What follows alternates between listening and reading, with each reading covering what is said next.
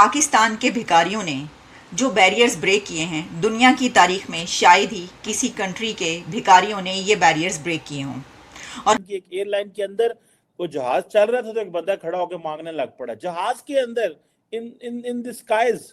और जो standing committee है ओवरसीज की, उसको बताया गया है कि 90% बैगर्स जो दूसरे मुल्कों में पकड़े जाते हैं वो पाकिस्तानी ओरिजिन के हैं। उन्होंने कहा कि जी बैरून मुल्क जितने भिखारी गिरफ्तार होते हैं, जो बिगर्स अरेस्ट होते हैं, उसमें से 90% जो लोग हैं वो उनका ताल्लुक पाकिस्तान से होता है। तो भिखारियों को कहो इनको बाहर भिजवाओ, भिखारियों चलो निकलो यहाँ से और पूरी कंट्रीज में जो है वो फैल जाओ जाके दुनिया में, वहां पे भीख मांग मांग के लाओ और ताकि थोड़े जो है वो पैसे बने। हमारे पिछले प्राइम मिनिस्टर ने कहा था बैगर्स नॉट चूजर्स। फिर उन्होंने कहा था कि मैं जब फोन करता हूं तो दूसरे मुल्कों के सदूर हमारा फोन नहीं उठाते क्योंकि उन्हें पता ही पैसे मांगेगा। तो ये एक जब देखे ना ट्रिकल डाउन चीजें होती हैं, ऊपर से ऊपर वाले भी मांग रहे हैं, नीचे वाले भी मांग रहे हैं, ये कोई नई बात नहीं है। ये मेरे लिए तो ये कोई इतनी अजीब बात नहीं थी क्योंकि मैं तो खुद। और ये लोग करते रहते हैं, फिर वो जेब कुतरे हो, जेब काटने वाले हो या फिर मांगने वाले हो। अब तो खैर पाकिस्तान ने ये खुद अनाउंस किया, ये मैं नहीं कर रहा, कि अगर कोई कहे कि यार ये पाकिस्तान के खिलाफ बुरी बात करता है, पाकिस्तानी लोग हैं।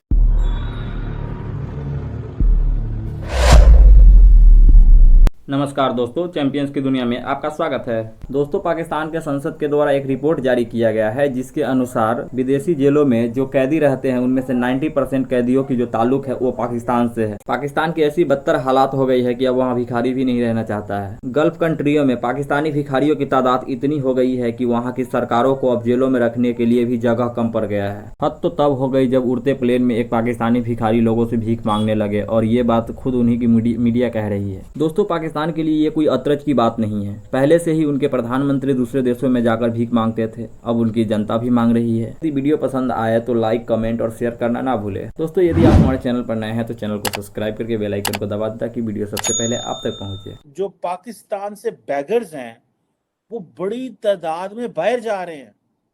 दरअसल मैं तो पहली बात है इसको समझ ही नहीं पाया इस बात को। अगले दिन पाकिस्तान की एक एयरलाइन के अंदर वो जहाज चल रहा था तो एक बंदा खड़ा होकर मांगने लग पड़ा जहाज के अंदर इन द स्काइज। और जो स्टैंडिंग कमेटी है ओवरसीज की, उसको बताया गया है कि 90% बैगर्स जो दूसरे मुल्कों में पकड़े जाते हैं वो पाकिस्तानी ओरिजिन के हैं। दरअसल ये मॉरल डेकेडेंस, ये जो मॉरली बैंकरप्ट, आप अक्सर ये बात करते हैं मॉरली बैंकरप्ट, दरअसल ये तो दुनिया में पहली दफा होगा कि पाकिस्तानी बाहर जाके मांगते हैं जहाज में बैठ के टिकट लेके। मैं इसका फर्स्ट हैंड एक्सपीरियंस बताना चाहता हूँ। कुछ तो बैगर्स आप कहते हैं बाहर जा रहे हैं, कुछ बाहर जाके बैगर्स बन जाते हैं। अब मैं माइंड सेट आपको बताने की कोशिश करता हूँ, मैंने सारी जिंदगी क्या देखा है। सबसे पहले तो आपको मैं बताना चाहूंगा, बहुत पुराना रवाज था कि जापान में जाके ये ट्रेनों में मांगते थे गूंगे बन के। ये बड़ा फैशन था।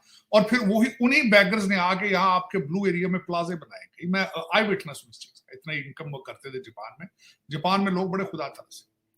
मेरा फर्स्ट हैंड एक्सपीरियंस जरा मैं बताना चाहता हूँ कि मेरे हम वतन क्या करते हैं। मैं जब भी उम्रा करने गया हूँ सऊदी अरेबिया, हरम शरीफ के सामने जब बैठता हूँ, मैं अपनी इबादत कर रहा हूँ, साथ एक आदमी आके बैठ जाएगा। रोजा रसूल में, मस्जिद नबवी में भी ये हुआ मेरे साथ कि वहां एक पाकिस्तानी साथ आके बैठ गया। उसने कहा जी मेरी जेब कट गई है, मेरा पासपोर्ट भी खत्म हो गया है और मेरा पैसा भी कोई नहीं है, खाने को भी कुछ नहीं है।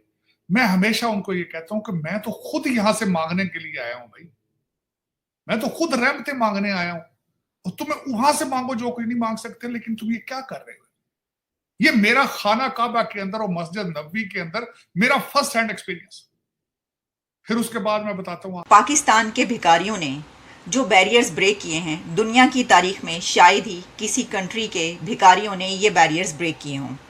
और ख़बर ये है कि सऊदी अरेबिया और इराक़ के एम्बेसडर्स ने पाकिस्तान की अथॉरिटीज़ से ये कंप्लेन की है कि पाकिस्तान से भिखारियों के जहाज़ भर भर के उनके मुल्कों में जा रहे हैं और वहाँ पर जाकर उनकी गिरफ्तारियाँ होती हैं। सबसे ज़्यादा जो भिखारी गिरफ़्तार होते हैं, सबसे ज़्यादा जो लोग गिरफ़्तार होते हैं उसमें पाकिस्तान के भिखारी हैं और उनकी जेलों में सहूलियात कम पड़ गई हैं। जब ये खबर मुझे पढ़ने को मिली तो मुझे तो यकीन ही नहीं आया। यकीन करें मुझे यकीन नहीं आया। This is unbelievable. मैंने कहा ये हाल भी होना था, ये वक्त भी हम पर आना था कि हमें ये खबर अब पूरी दुनिया में इंटरनेशनल मीडिया और नेशनल मीडिया पर ये पब्लिश हो रही है खबर। और इस वक्त हालात ये हैं हमारे पाकिस्तानी के कि आपको हर शहर में ड्रग एडिक्टेड पाकिस्तानी ओपनली मांगते नजर आते हैं। मैंने वॉशिंगटन डीसी में देखे हैं मांगते, मैंने इनको यूरोपियन ट्रेन स्टेशनों पे मांगते देखा है, स्टेशनों पे ड्रग एडिक्टेड हैं कई, जो आके स्पेन के अंदर मैंने देखा है इनको मांगते हुए।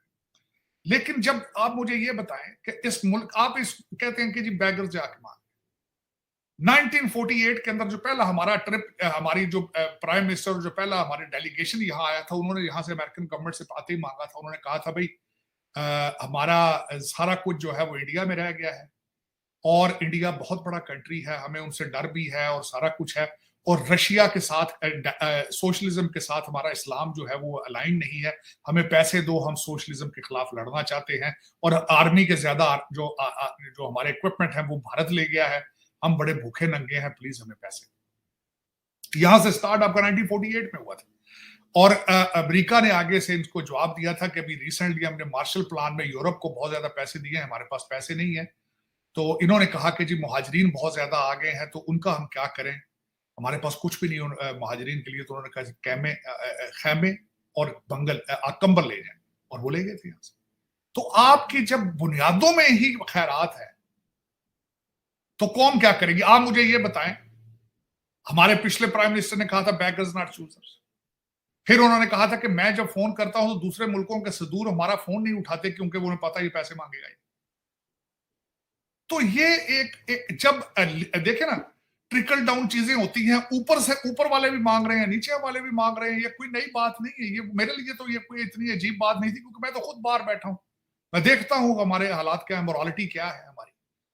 दूसरा, उसी आर्टिकल में जो जिसकी आप जिक्र कर रहे हैं, डान के अंदर जो आर्टिकल आया है, उसी आर्टिकल में यह भी लिखा गया है कि इस वक्त बांग्लादेश और भारत जो है वो आपसे आगे निकल चुका है स्किल्ड लेबर में।